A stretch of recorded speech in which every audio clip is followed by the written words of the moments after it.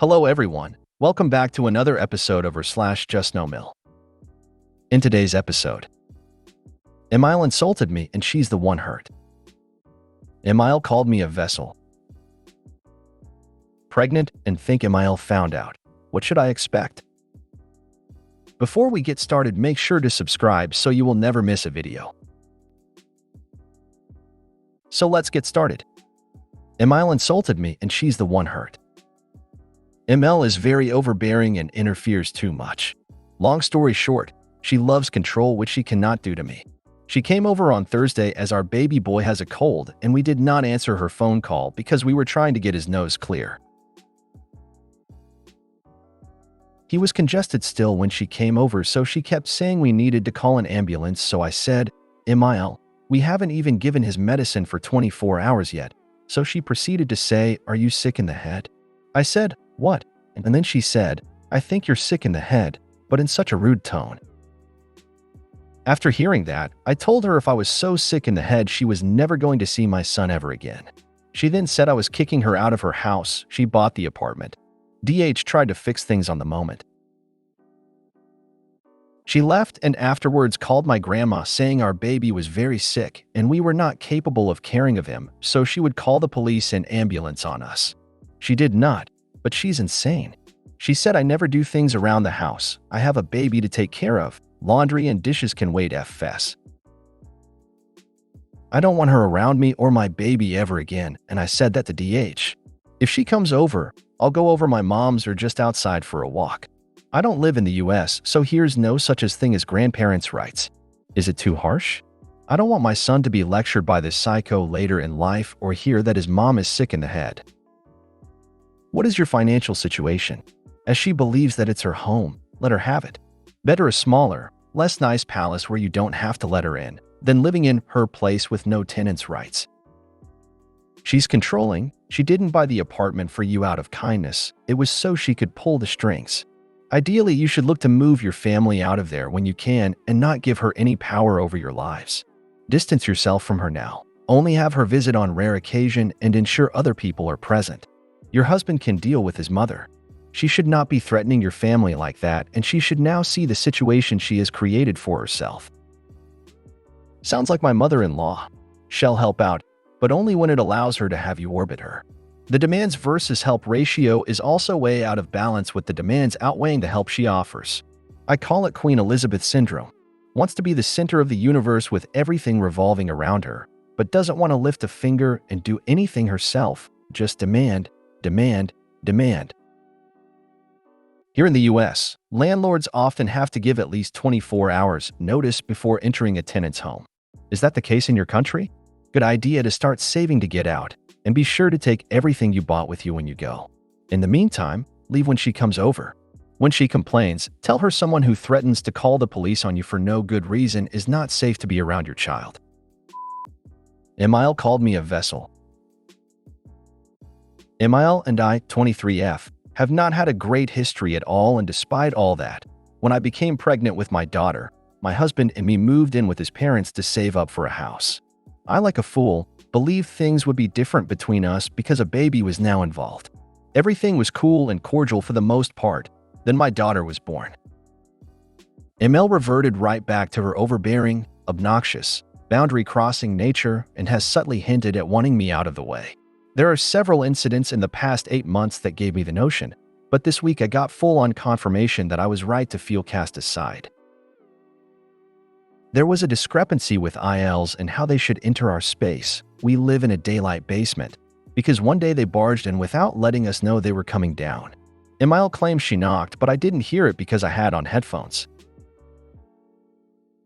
I asked my husband if he can talk to his parents about it, and he asked them to give us a call first before they come downstairs. That way they wouldn't have to knock and wait for a response.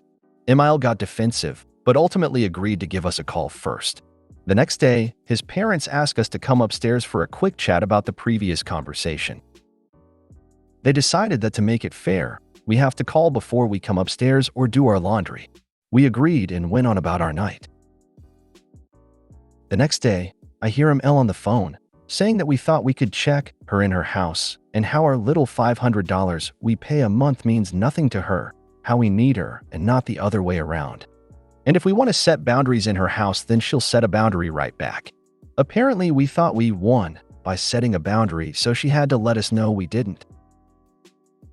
She also accused us of breaking the furnace by cutting the heat on. Apparently, the house being built in the late 60s isn't a factor, and that I'm manipulating her so I can keep the baby away from her. But what really topped it off for me was her saying that all I am to her is the vessel that carried her granddaughter. Totally disregarding me as a mother, a woman with boundaries, or a human being. Needless to say, we are looking at apartments. She thinks she's won, but the only prize she's getting to less time with your baby. I'd remind her that all you are is the vessel that carried my husband. Ooh, yes. If I'm really just a vessel, then what are you besides the retired vessel who carried my husband? Nothing. She's nothing because she can't even be a vessel. I am, of course, just matching her nastiness. I would never call another woman a vessel for children. And of course, the mother can be a vessel. For malice. For ugliness. For a million little ways to show OP's daughter how not to be a bitter woman that no one wants around. I'm petty as shit. Are you creative? For example, I cross-stitch. On my new apartment wall, I'd have a nice framed cross-stick of I'm a vessel with some sort of clever imagery. Now that that's out of the way, I'm really sorry that she spoke of you in that despicable manner. What you asked for is reasonable. Her response was a retaliatory boundary, but it was a reasonable boundary, so fine. But what she said, I'd never allow her alone with my child if it were me. The fact that she thinks in that way is gross. If you listen to that conversation, that's because she wanted you to listen to it. Don't be mad. That is what she wants. Just ignore her and leave that house with your husband. Best of luck. Pregnant and think MIL found out. What should I expect? Husband's LC with MIL. I'm in C for a year after her smear campaign about me. Husband hasn't really talked to her in a couple months because she claims when he texts back that she's not receiving the text because I blocked her on his phone. Anyways, she recently claimed she was receiving his texts all of a sudden and she called him. She had a strange story about a dream she had of a WA baby. He denied it and she called his aunt and told her about the dream too. I think she's trying to fish to see if someone will tell her. Anyways, I suspect it to be our close friend whose mother is friends with MIL. I inevitably can't hide or deny it forever, so I'm wondering what to prepare for. This is the third grandchild I've given her. We found out it's the first boy, and I have a feeling she will go even crazier when she finds that out. Any advice appreciated? Tell her nothing. Information diet. Diet the friend as well. Continue in C as long as you like. Tell anyone who might leak info to her that your due date is 2 to 3 weeks later than your actual due date. Keep her cut off. The instant she finds out, she'll try to force her way back into contact. Make 100% sure your husband is completely on your side with this. When she calls him to interrogate, he needs to tell her in no uncertain terms that it is far too late for her to be trying to build bridges and that she will not be a part of the baby's life. If she tries to show up, call the police and have her removed. Don't interact with her in any way. Yes, so she's been calling and texting my husband a lot out of the blue. She even texted him that a scammer called her the other day claiming to be her son and saying he got in an accident. I think she knows and is trying to get her way back in and also just in need of attention. You should expect your ML to continue to be the apeshit crazy person that she's always been, and expect her to try and guilt your husband into making up.